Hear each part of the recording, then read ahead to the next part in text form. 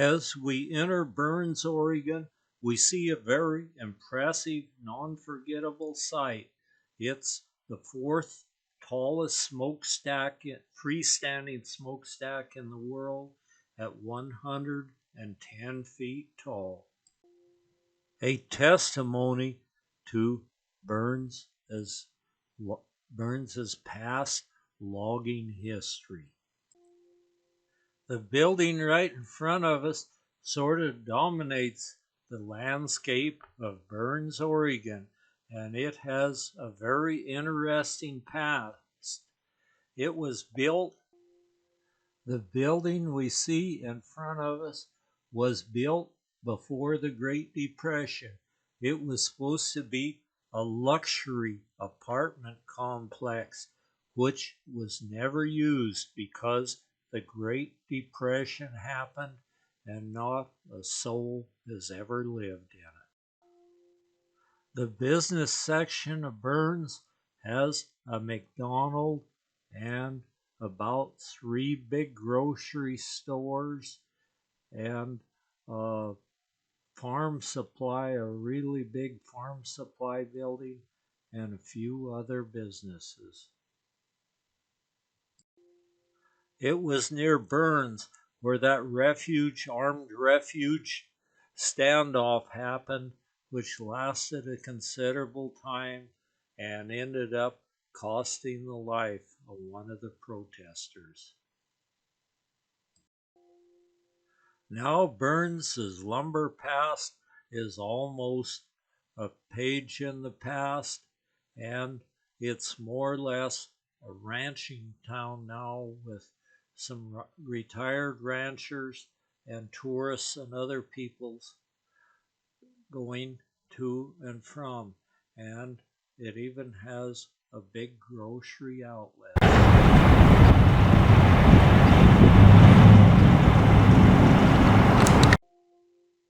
Burns also hosts a large Les Schwab Tire Center. Burns does a lot of business for miles and miles in all directions around, and they service mainly ranchers at this point.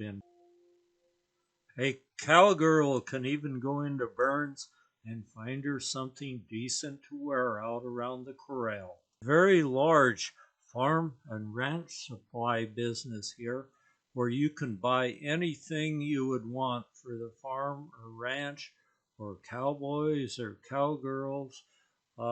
They even have like belt buckles for men and women, and fancy bridles, and all sorts of feed for animals and feeders and fence supplies and everything might be needed on a ranch, even water tanks as we see here. Our time in Burns was very limited. Then we're out on the open road again, heading east and trying to get out to our daughter's property before the sun sets. Mile after mile, we press eastward through sagebrush and cattle country and ranch country, and the sun is setting close to the horizon. We were trying to make it before dark, but it doesn't look like we're going to quite make it, as the sun is sinking down behind the Steens Mountains at this point. And it's been a hot one today, followed by a beauty of a sunset, as we're almost to the property where we'll be spending the next few days. We reached the desert property shortly after sunset that evening and spent a really nice night. It's so quiet here since it's like 7 miles to the nearest road, and that's not even a paved road. So it's very quiet without the vehicle noises. The next morning, we're up early and we're going to go test the water in the hot springs nearby. This hot springs is a real jewel with a side that's a hot side and then a cooler side where you can get in and cool off in those 100-degree days. This is on BLM property now, and the BLM has graveled the road around, graveled some campsites, and there are several campsites here. There's even an outhouse, and the beauty of this place, you can spend the night without paying a single penny. Willow Creek runs real close to the camp area here, and even in this campsite right here, you can hear the ducks in the beaver ponds and the beavers messing around, plus a jillion birds. Wherever there's water out in the desert, you can bet there'll be a lot of things growing. Around the beaver pond, there's lots of willows and some giant cattails growing up tall in the edge of the marsh that's created by the beavers, and they're even in bloom now. These plants were all used by the indigenous Native American people here and still grow to this day. Wherever there's water out in the desert, you can bet there'll be a lot of things growing. Cattails, and even this one's in bloom, and lots of willows. And this is an excellent campsite because you can hear the activity out in the beaver ponds as the gentle desert breezes whip the cattails around. But we got to get back to the property and get some work done. We had a bunch of tumbleweeds come up on the property, and these have to be pulled because they have a little spine similar to a goat's head.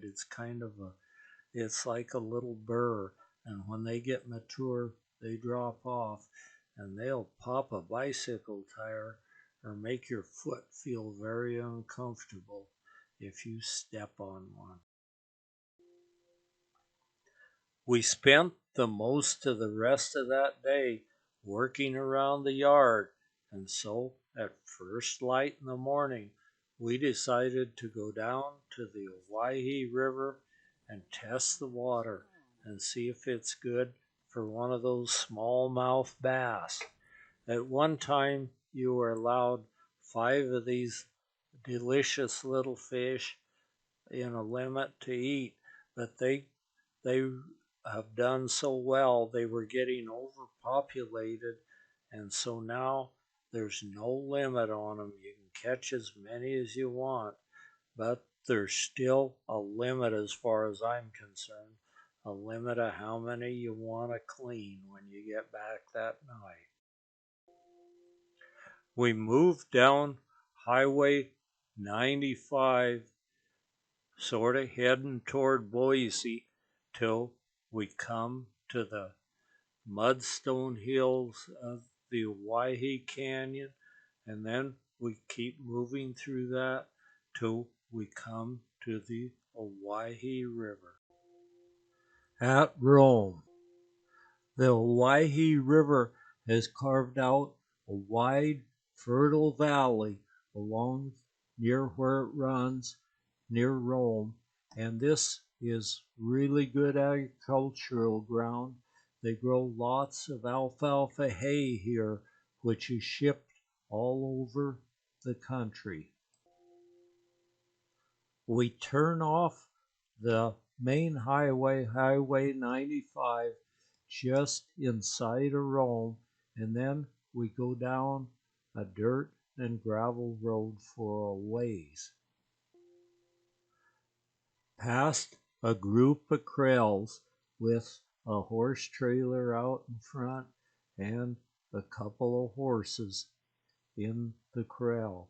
This is where they gather their cattle and sort them out of the fall when they bring them in off the open range. After the kraals, we continue on till we come to some public land, BLM managed land, and then we'll head to the left toward the Owyhee River, past some signs that warn of fire danger, and on down to the river. From here, we turn off the main road onto a little 2-track dirt road to continue our way down to the Owyhee River. Then, just ahead of us, we see the Owyhee River as it winds its way through the canyon. We'll pull up on a gravel bar where there's no vegetation under us, and we're anxious to go down and test the water and see if one of those old bass are biting this morning. And the river looks good today. There's a good flow and the water's running crystal clear. So we'll get out what we need and give it a try. Oh, wait, look here, I had a couple white bobbers. Okay. Look, I had all kinds of stuff in here. Okay. And here's my green bobber right here. I gotta put some water in it. And we can try some of this. And we got, oh, look what else we got. A whole bunch of stuff. Anything you need. Yeah, okay. Look at that.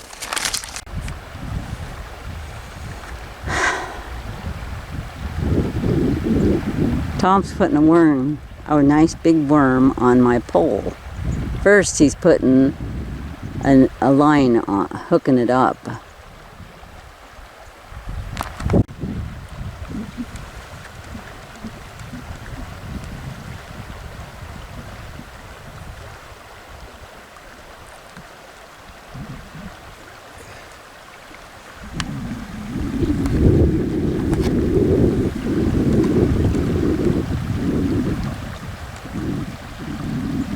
You're putting the power bait on? Yeah, just enough to float the worm off the water a little bit.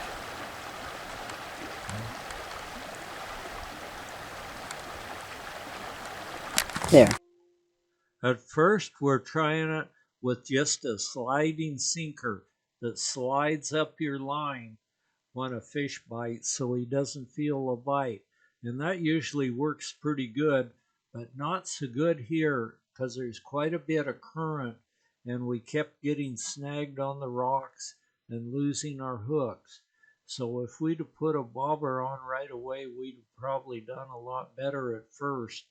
Although we did plenty good. They're biting good today. Today is Marge's 80th birthday, so she wants to go up to Rome when we're done fishing and eat in the restaurant, which is only a short distance from here.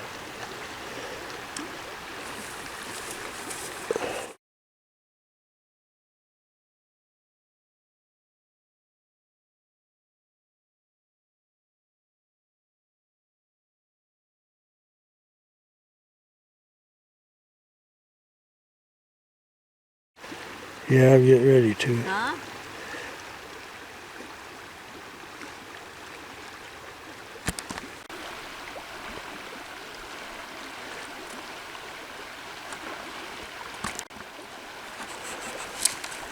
I got one. There, he's jumping.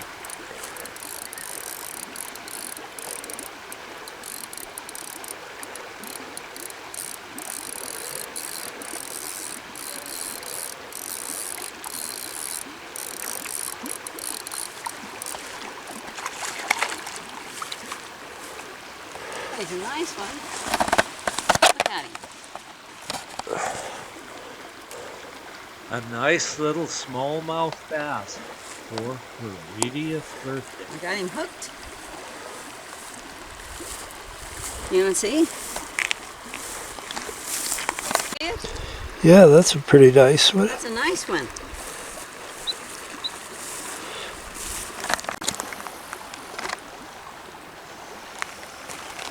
Tom's got one on. Here it comes. Oh, it's a small one, but it's a bass. There's a bass.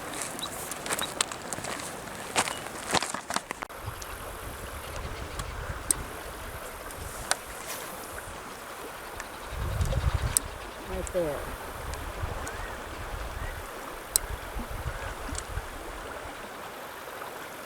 Now watch it. Is the current taking it? It might be.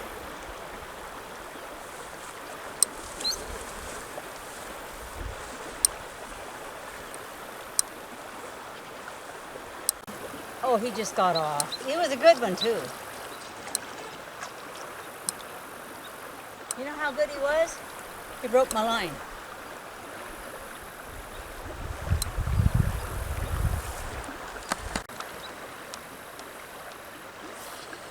Ah, almost got caught.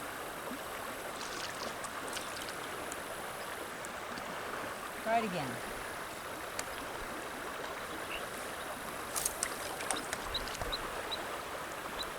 What happened? Did the worm go off?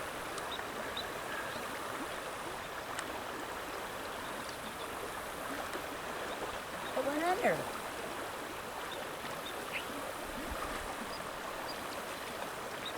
What happened?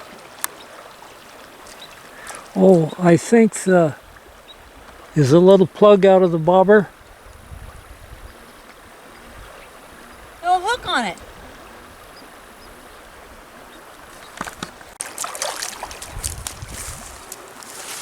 Nice fish.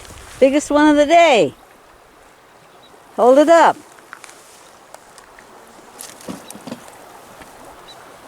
Wow.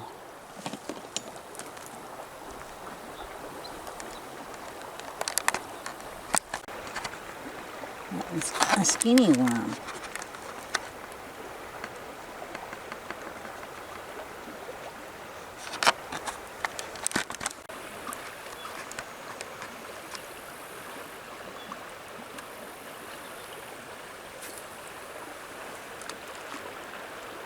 I recently put some 6-pound test line on, and it was a little different line. I wasn't tying the right knots for that line, and Marge continuously was losing her hook on some fish.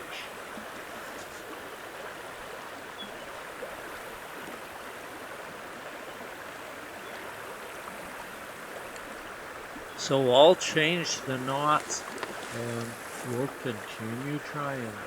Although we've caught several fish so far, but we want to catch at least 5 each. So we'll have a really good fish feed. And we've got a little freezer in the camp trailer where we'll stay. He's got it. This will make all the fish that we want this time. That's better than 5 each. And so we're going to land this fish in wedges and go up to the restaurant and have our birthday dinner. It's a very interesting little restaurant in a ranching community. So by and by, the ranchers started coming in and having a little bit of something to eat and drink. They'd sit and talk about things around the ranch, and they would talk about their baler broke down and various different things. I had a barbecued chicken salad, and Marge had their chicken strip basket, which were all very good. It's a hot day in Rome.